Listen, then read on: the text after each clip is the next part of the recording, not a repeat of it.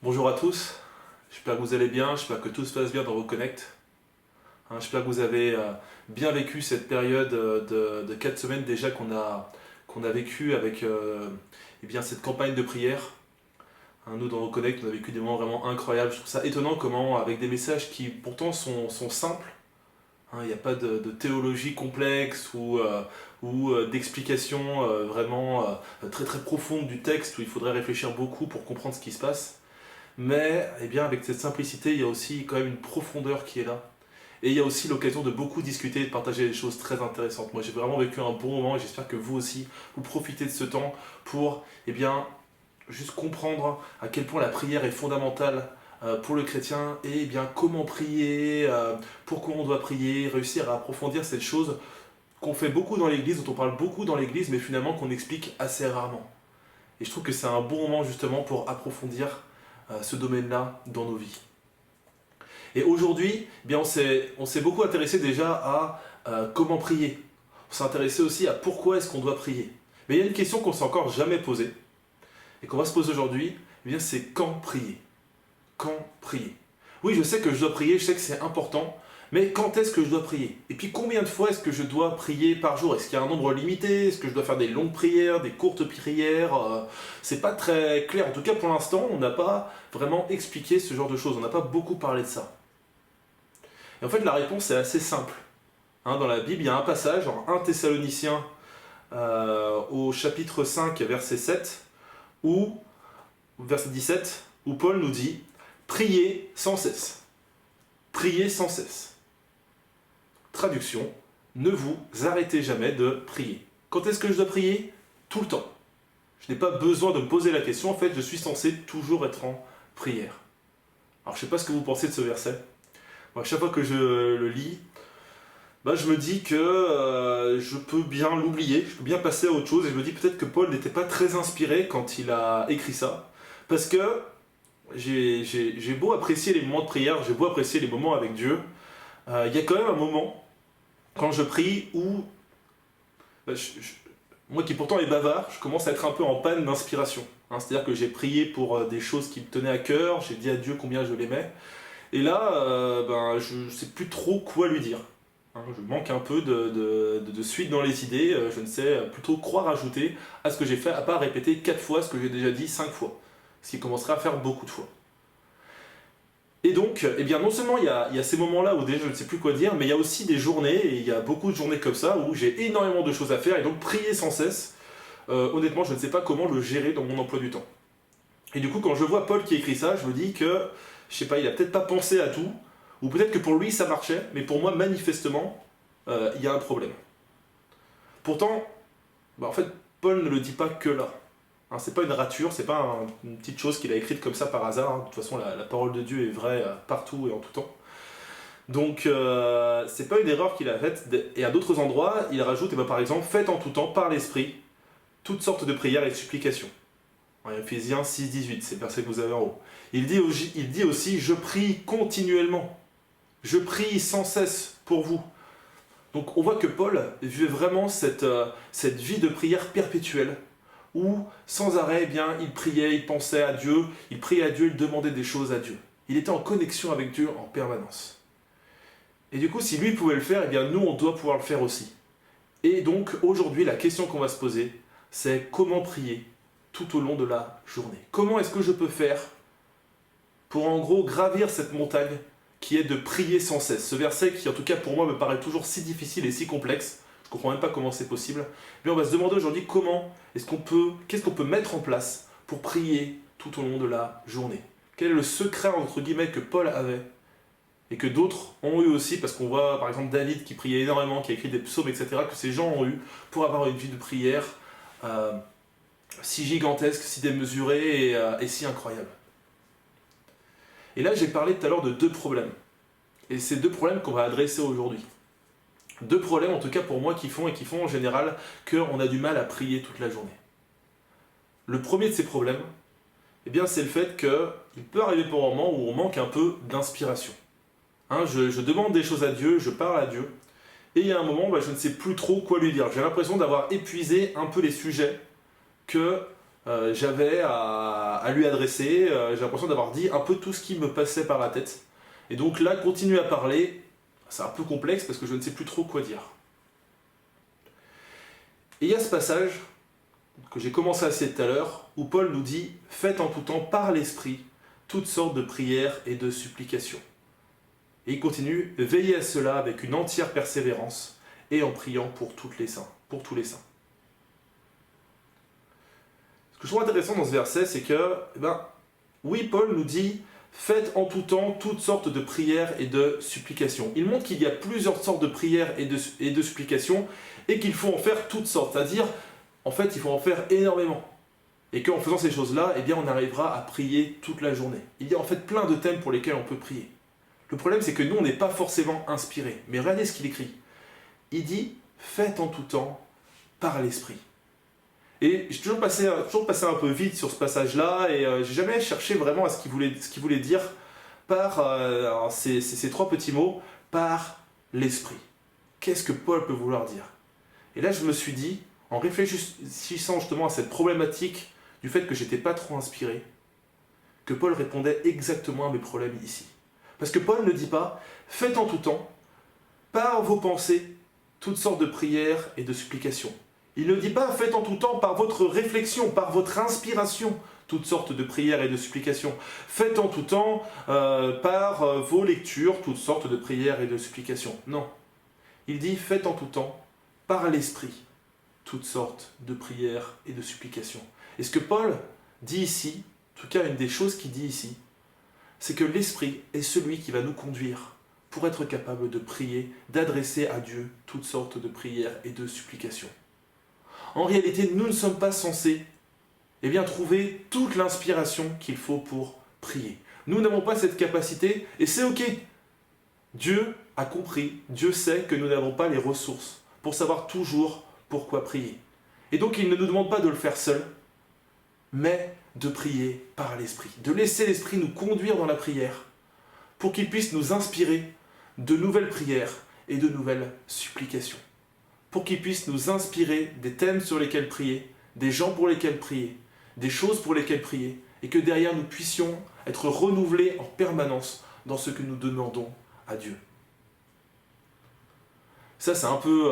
ça peut paraître étonnant comme ça, mais c'est aussi étonnant. Moi, ça m'avait étonné la première fois quand j'ai appris que je n'avais pas à produire quelque chose pour Dieu. Je n'avais pas à produire quelque chose pour la gloire de Dieu, fabriquer quelque chose, être capable d'accomplir quelque chose par moi-même. Mais que c'est Dieu qui allait accomplir au travers de moi des choses pour sa gloire. C'est lui qui allait mettre tout en place et me pousser par l'Esprit pour accomplir ces choses. Et me donner aussi les forces qu'il me faut. J'ai aussi découvert que je ne pouvais pas devenir parfait par moi-même. Ce n'est pas à moi de faire ça. Mais c'est à moi de me laisser travailler, de me laisser transformer par l'Esprit. Son Esprit qui en moi fait grandir le fruit, son fruit, qui me rend de plus en plus à l'image de son Fils. Toutes ces choses-là, ce n'est pas à moi de les faire. C'est l'Esprit qui va les faire en moi et au travers de moi. Et bien là, encore une fois, une nouvelle chose que l'Esprit peut faire, si vous le laissez faire au travers de vous, c'est vous inspirer toutes sortes de prières et de supplications. Et alors, ça peut paraître un peu théorique dit comme ça, mais comment est-ce qu'on fait? Quelle est l'idée en fait? L'idée, c'est de, et ça vous allez pouvoir remarquer dans le point 1, c'est de ne pas limiter nos conversations avec Dieu. Le point 1, ne pas limiter nos conversations, ne pas limiter mes conversations, vous pouvez mettre aussi, ne pas limiter mes conversations avec Dieu. Trop de fois quand je prie, j'ai l'impression que je suis arrivé au bout de ce que je pouvais dire et je vais limiter. Vous savez, je vais dire ce fameux « Amen ». Je ne sais pas si vous arrivez à la fin et vous dites « Amen ». Et pour moi, même, je vais l'admettre de manière un peu honteuse, mais il m'arrive par moment d'être quelque part soulagé par le « Amen », parce que ça met fin à ce temps-là et qu'à la fin, par moment, je peux être un peu en stress, je peux un peu chercher mes mots et je me sens pas forcément à l'aise et ce « Amen » peut presque me rassurer. Parce que je suis en stress, j'essaie de produire quelque chose quelque part que je ne suis pas censé produire par moi-même et ça peut provoquer un peu du stress en moi. Ici, Paul dit, faites ces choses-là par l'Esprit. Ne clôturez pas la porte. Vous pouvez dire Amen, vous pouvez dire que ces choses soient accomplies, qu'elles s'accomplissent. C'est une bonne chose. Mais derrière, ne fermez pas la porte. Ne limitez pas votre conversation. Continuez à essayer d'écouter ce que l'Esprit peut vous inspirer. Peut-être que vous allez être avec des gens autour de vous et qui va vous montrer une personne et vous allez sentir que vous devez prier pour elle. Et dans ce cas-là, vous allez pouvoir prier pour elle. Vous n'êtes pas obligé de mettre la main sur elle. Il faut simplement prier sur elle à l'intérieur ou faire ce que vous sentez. Mais vous pouvez juste prier pour elle, juste vous laisser conduire par ça. Vous pouvez aussi avoir des événements autour de vous où vous sentez que l'Esprit vous pousse à prier par rapport à ça. Vous pouvez avoir un magnifique paysage qui vous inspire. Et vous pouvez remercier Dieu pour ça. Moi, je sais que j'ai ma fiancée, elle adore les couchers de soleil. Alors malheureusement pour elle, moi, ça m'inspire un peu moins. Un peu triste de ça. Mais elle est émerveillée devant ça. Et elle dit, à chaque fois que je vois ça, ça me donne envie de louer Dieu. Je loue Dieu pour ce qu'il a fait, je trouve ça vraiment magnifique. Et en fait, c'est cette attitude qu'il faudrait avoir, en fait, en permanence. D'être capable de se laisser inspirer par le Saint-Esprit. Pour qu'on puisse être sans arrêt renouvelé et avoir quelque chose à dire à Dieu. Et donc pouvoir prier sans cesse. Comment prier tout au long de la journée? Ne pas limiter notre conversation avec Dieu. Laisser l'Esprit nous inspirer. La deuxième chose qu'on va vouloir faire, elle adresse le deuxième problème dont j'ai parlé. La première chose que j'ai dit, c'est par moment je suis plus inspiré, je ne sais plus quoi dire. La deuxième chose que j'ai dit, c'est que y a des longues journées. Il y a des journées où par moment j'ai beaucoup de choses à faire et c'est un peu fatigant. Je ne sais pas si ça vous est déjà arrivé d'arriver un matin et de vous rappeler d'un événement il y a plusieurs jours. Vous savez, il y a un événement qui vous frappe dans votre tête et vous dites « Oh là là, il y a plusieurs jours j'ai fait ça, c'était dur. » Et de vous rappeler après que c'était pas il y a plusieurs jours, que c'était hier, que c'était juste le jour d'avant. Mais il s'est passé tellement de choses entre ce moment-là et le matin où vous vous levez ou le matin où vous allez au travail, que vous avez l'impression que cet événement s'est passé il y a plusieurs jours. Moi là, on passe juste la rentrée du collège, la rentrée des classes. Alors j'ai eu des journées qui ont été plutôt longues et ça m'est arrivé plusieurs fois d'avoir ce sentiment-là. Donc quand Paul me dit « prier sans cesse », je lui dis, écoute, peut-être que toi, avec la vie que tu avais, tu trouvais ce temps pour faire tout ça et tu n'avais pas de problème avec ça. Mais moi, honnêtement, je suis occupé. Je suis très occupé et j'arrive pas à faire tout ça. Moi, j'ai autre chose à faire et honnêtement, il y a des moments où je n'ai pas le temps de penser à tout ça. Et du coup, j'arrive à la fin de la journée, je suis un peu déçu. Je sens quand même que j'aurais dû passer plus de temps avec Dieu, mais en même temps, j'ai l'impression aussi que j'ai été débordé toute la journée. Donc, prier sans cesse, honnêtement, un peu compliqué pour moi. Bon, vous vous doutez que c'est pas la bonne réponse à apporter. Et déjà, la première raison, c'est parce que quand Paul dit ça, Paul savait très bien de quoi il parlait. Parce que Paul travaillait aussi. Et oui, Paul avait choisi de continuer à fabriquer des tentes. Même s'il servait, il faisait énormément de choses pour les églises, il faisait énormément de choses pour Dieu, il avait choisi de faire ça pour ne pas dépendre des églises. Et pour que, les gens, ce ne soit pas un obstacle entre les gens et Dieu qu'ils demandent de l'argent, qu'ils ne se disent pas « Ah mais lui en fait il fait ça que pour l'argent, c'est qu'une histoire d'argent ». Il avait choisi de travailler pour être sûr que ça ne soit pas un obstacle. Donc Paul travaillait, et Paul aidait l'église, et Paul avait des amis, et Paul enseignait des gens, et Paul faisait énormément de choses. Pourtant, il dit à plusieurs reprises qu'il prie continuellement. Donc le premier problème, Paul réussit à le faire.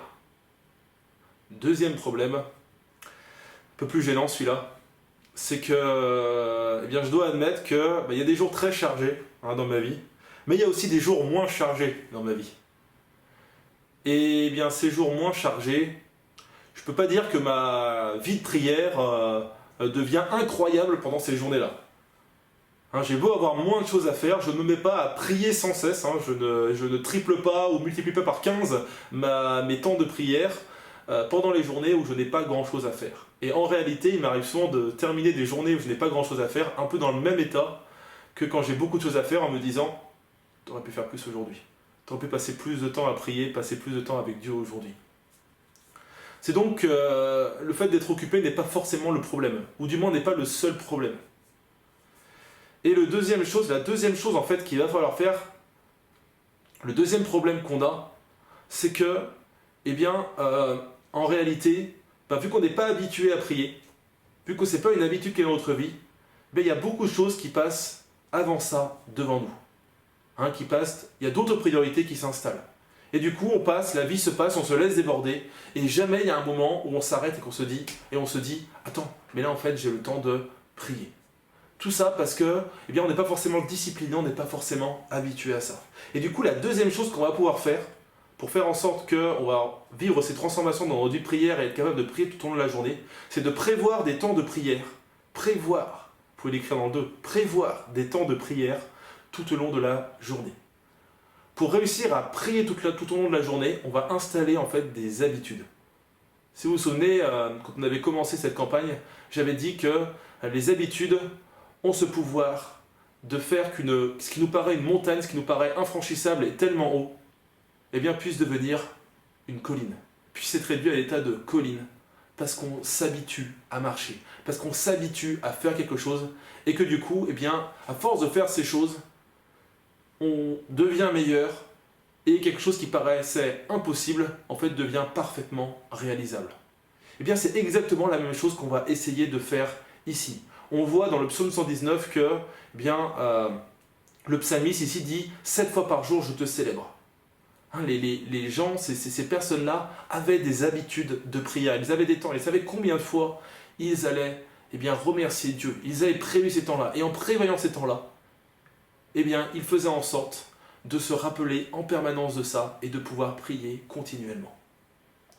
Et je vais vous proposer ici un programme quotidien qui est basé sur la prière Notre Père. On va voir comment avec la prière Notre Père, on peut installer des habitudes dans notre vie qui feront que cette montagne qui est de prier sans cesse deviendra beaucoup plus facile à franchir. Et la première chose eh bien, qu'on va voir dans le Notre Père, eh bien, c'est justement ce moment où Jésus dit, commence par Notre Père Céleste. Et ça, on l'a vu dans la campagne pour l'instant, mais le mot qu'il utilise ici est le mot Abba, c'est le mot Papa. Et ce que Jésus nous fait passer ici, c'est que la première chose à laquelle on doit penser lorsqu'on approche Dieu, c'est au fait qu'il est un Père aimant. Il est un Père qui nous aime. Étant donné qu'il est un Père qui nous aime, il a forcément prévu de bonnes choses pour nous. Il a forcément fait en sorte que les choses dans cette journée soient de bonnes choses. Même si nous, par moments, on peut changer, même si nous, par moments, on peut avoir l'impression qu'une journée va être plus mauvaise qu'une autre, Dieu ne change pas. Il a prévu de bonnes choses pour nous. Et du coup, la première chose qu'on peut faire, lorsqu'on veut prier pendant la journée, c'est se lever, donc je me lève, avec une attitude de reconnaissance. Le point 1, je me lève avec une attitude de reconnaissance. Je me lève avec une attitude de reconnaissance, pas parce que j'oublie qu'il peut y avoir des problèmes, pas parce que je me mens à moi-même en disant que tout va bien alors que tout ne va pas, mais parce que je me rappelle que Dieu est là et que Dieu ne change pas. Et vu que Dieu ne change pas, je sais en fait que eh bien, toutes choses concourront à mon bien et qu'il a prévu de bonnes choses pour moi. Hein, vous pouvez écrire en bas du point 1, je remercie mon Père Céleste pour son amour constant et je me rappelle tous les moyens par lesquels il se montre bon envers moi. Le matin, je vais me rappeler que Dieu est bon, qu'il a fait de bonnes choses. Et même si eh bien, je me lève et entre guillemets j'ai envie de rester au lit, hein, j'ai envie de me faire porter malade parce que cette journée est trop longue et que je suis trop fatigué, eh bien, je vais me pousser à me rappeler de ces choses. Et en me rappelant de ces choses, eh bien, je vais aussi remonter mon cœur, hein, je vais remotiver mon cœur à me dire, écoute, cette journée est une journée qui vaut la peine d'être vécue. Parce que mon Père Céleste est là. Et donc en mettant cette pratique en place, je peux commencer ma journée en faisant preuve de reconnaissance et du coup en ayant une bien meilleure humeur. La deuxième chose que Jésus dit dans la prière qu'il nous commande, en tout cas qu'il nous montre, eh bien, c'est que la sainteté de ton nom soit respectée. En fait, après avoir dit que Dieu est notre Père Céleste, Jésus se tourne et dit, mais en fait, oui, Dieu est notre Père Céleste, mais il n'est pas que notre Père. En fait, Dieu a une multitude de noms, et tous ces noms sont porteurs de promesses incroyables. Et ce que Jésus dit, c'est, et là on va pouvoir le noter, deuxième chose à faire, c'est je bénis Dieu dès le matin. Je bénis Dieu dès le matin. La deuxième chose qu'on va faire, c'est qu'on va bénir Dieu pour l'être incroyable qu'il est, la personne incroyable qu'il est. Pour tous ces noms merveilleux qu'il a, qu'il nous a donnés, hein, par lesquels il s'est fait connaître, et qui nous montre à quel point il fait attention à nous. Oui, Dieu est celui qui pourvoit, mais il est aussi, et il est celui qui est notre Père aimant, mais il est aussi LDA, ton Dieu qui sait tout. Il est Jéhovah Rapha, ton Dieu qui te guérit. Il est El Shaddai, ton Dieu tout-puissant. Et il a encore une multitude de noms. Il a plus de 100 noms comme ça qui nous décrivent les merveilles de qui il est. Donc la deuxième chose que je vais faire, c'est que je vais bénir Dieu pour ça. Je vais me rappeler que c'est ce Dieu-là que je vais rencontrer aujourd'hui. Ce n'est pas un Dieu qui n'est pas intéressé, qui serait tout-puissant, mais loin de moi. Ce n'est pas au contraire un Dieu qui m'aime, mais qui est faible et qui n'est pas capable de résoudre mes problèmes. Ce n'est pas un Dieu qui pourrait être hésitant. Il est sûr de lui, il sait tout. Et du coup, ce Dieu-là, c'est ce Dieu que je vais rencontrer aujourd'hui. C'est ce Dieu qui a aussi préparé le chemin pour moi aujourd'hui. Et donc, dès le matin, je vais me mettre avec cette idée en tête. Et vous voyez qu'après avoir eu l'attitude de reconnaissance et avoir béni Dieu dès le matin, ben déjà, on est prêt à affronter cette journée en se rappelant de qui a préparé les choses pour nous et qui est là avec nous. Donc, deuxième chose, je bénis Dieu dès le matin. Troisième chose, eh bien, Jésus poursuit en disant « Que ton règne vienne, que ta volonté soit faite sur la terre comme au ciel. » Et là, on arrive au moment où, alors on a déjeuné, on s'est levé, on a béni Dieu, et on va au travail. Et alors, je sais pas vous, mais moi, quand j'arrive au travail, hein, quand Nicolas Sêtre arrive au collège, eh bien, je deviens le prof. Je deviens le prof, Monsieur Sêtre. Hein, avant de rentrer dans le travail, je pense à plein de choses, je pense à prédication que je vais devoir faire, je pense à ces choses qui disent des informations, je pense à qu'est-ce que je fais pendant le week-end, je pense à plein de choses. Mais quand je rentre dans l'établissement et que je commence à travailler, à préparer mes cours, eh bien je deviens Monsieur Sêtre, le professeur. Et du coup, je suis concentré sur qu'est-ce que je vais devoir faire, je commence à planifier, je regarde les élèves, je m'inquiète un peu pour eux, je vérifie à ce qu'ils travaillent bien, etc. Je suis focalisé sur eh bien, ce qu'on attend de moi en tant que professeur. Et c'est pas une mauvaise chose d'être focalisé et d'essayer de bien faire son travail. Je dis bien essayer pour moi. Non. Mais c'est eh bien, une bonne chose, mais ça n'est pas la chose la plus importante, ce sur quoi on devrait se focaliser. La troisième chose que je vais faire pendant ma journée de prière, je vais me rappelle de ce qui compte le plus. Parce qu'avant tout, ce que je veux, c'est que la volonté de mon Père se fasse sur la terre, que son règne vienne. Et je veux faire partie de ce plan-là. Je veux travailler pour ça. Et donc c'est une bonne chose que je fasse bien mon travail, mais je dois au-delà de ça être focalisé sur le fait que son règne vienne, que sa volonté soit faite. Et du coup, que Dieu a peut-être d'autres choses, a peut-être une raison particulière pour laquelle il m'a mis ici au travail aujourd'hui à faire cette chose, et peut-être des gens à toucher, des choses à dire. Et si je suis trop focalisé sur le fait d'être prof et pas assez focalisé sur lui, ben ces choses-là, je peux les rater. Et arriver à la fin frustré en me disant « C'est quoi, j'ai pas l'impression qu'il se passe grand-chose à mon travail et j'ai pas l'impression d'avoir beaucoup d'opportunités. » Par moment, on a beaucoup d'opportunités, mais on n'est pas forcément focalisé dessus. Donc, troisième chose, on écrit en dessous, je m'aligne sur les plans et objectifs de Dieu pour ma vie. En me rappelant de ce qui compte le plus, je vais pouvoir m'aligner sur les plans et objectifs de Dieu pour ma vie. Et donc avoir un moment au travail qui va peut-être être beaucoup plus enrichissant, peut-être aussi plus intéressant, hein, surtout quand on fait des choses qui ne sont pas amusantes, et qui aura un objectif derrière.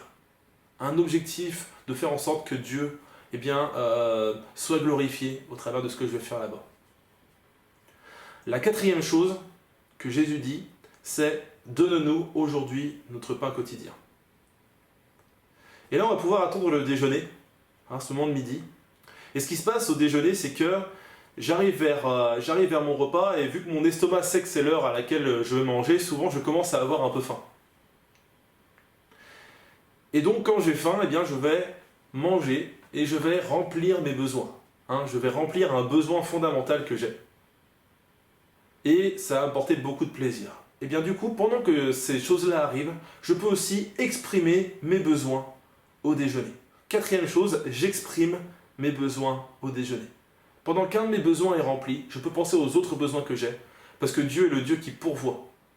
Dieu est le Dieu qui fait attention à mes besoins et qui veut faire en sorte qu'ils soient comblés. Donc, dans ce moment-là, je demande, c'est le premier petit point, je demande tout ce dont j'ai besoin. Tout ce dont j'ai besoin. Vous savez, j'en avais parlé une fois, mais il y a des besoins, par moment, on a du mal à savoir si c'est des bons besoins ou pas des bons besoins, mais ça ne nous empêche pas de les demander.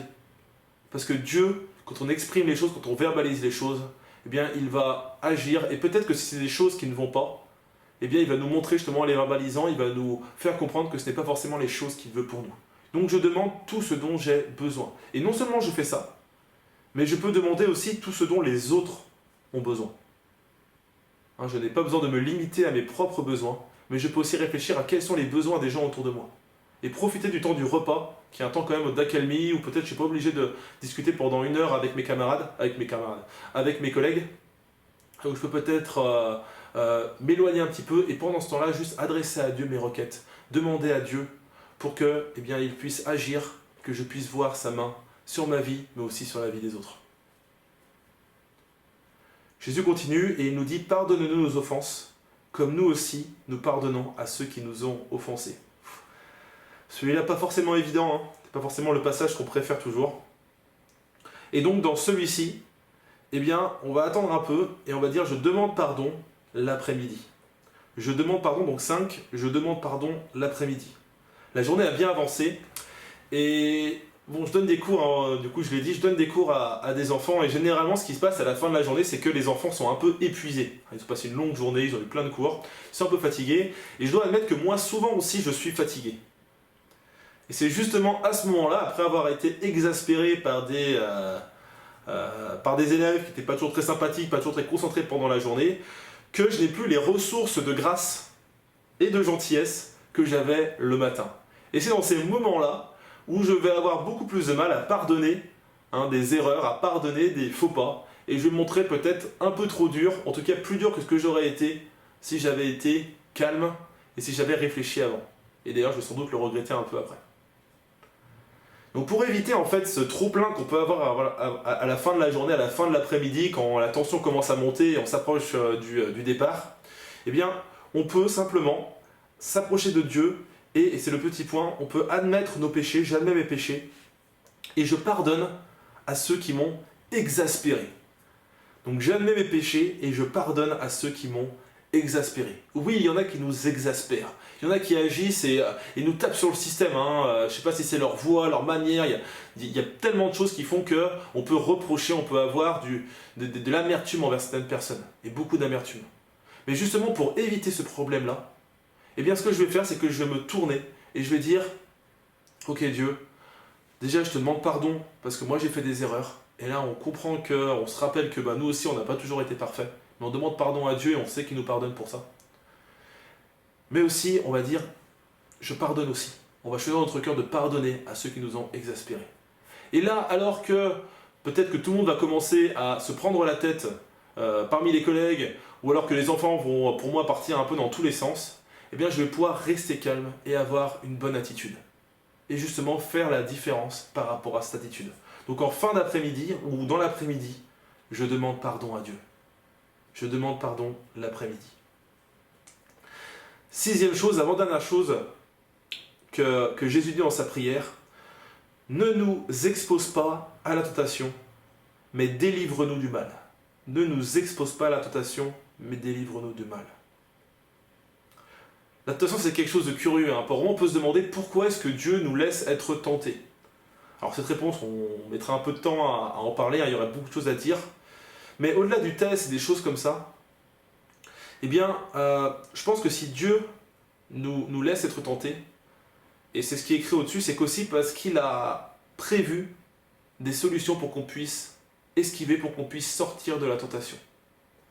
Il est écrit que Dieu est fidèle, 1 Corinthiens 10:13, Dieu est fidèle et il ne permettra pas que vous soyez tentés au-delà de vos forces. Mais avec la tentation, il préparera aussi le moyen d'en sortir, afin que vous puissiez la supporter.